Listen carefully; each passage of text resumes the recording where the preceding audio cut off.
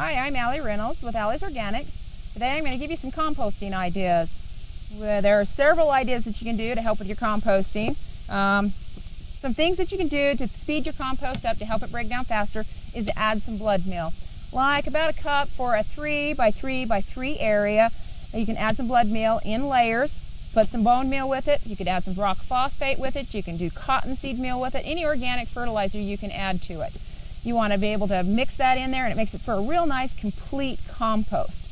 Some other ideas are, if you don't have a lawnmower or anything to chop it up, or a shredder, and you've got big sticks, you can have a machete, chop things up into some smaller pieces. That works pretty good. It's a good idea to have a digging fork or a pitchfork because it makes it easier for churning. Something that I really like that's kind of a little different than most is when I've got a great big compost pile, I'll actually use my little tiller and I'll turn up the compost with that. It just loosens that hard crust over the top and it makes it easier to work with, and I'll just keep tilling it until I can use it. And it helps break it up some more. Something else that I also like to do is actually to add some crab meal to it.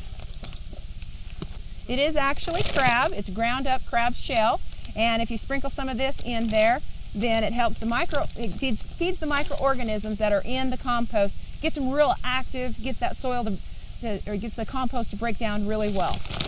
You can add things from your kitchen, like any leftover scraps, some things that were once living. Any of your greens, lettuces, kales, any of that kind of stuff. You can add eggshells. Don't add dairy products. Don't add meat products. And don't add oils to your compost. Those things are not good to add to your compost.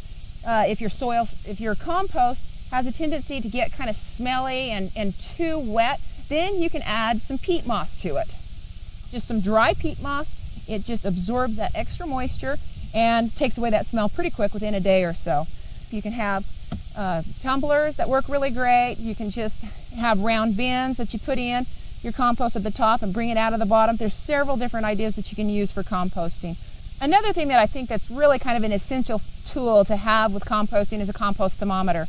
It's nice and long, gets way deep into the heart of the compost, lets you know if it's heating up or not. If it's not heating up, you can add more greens to it, you can add a little more blood meal to it.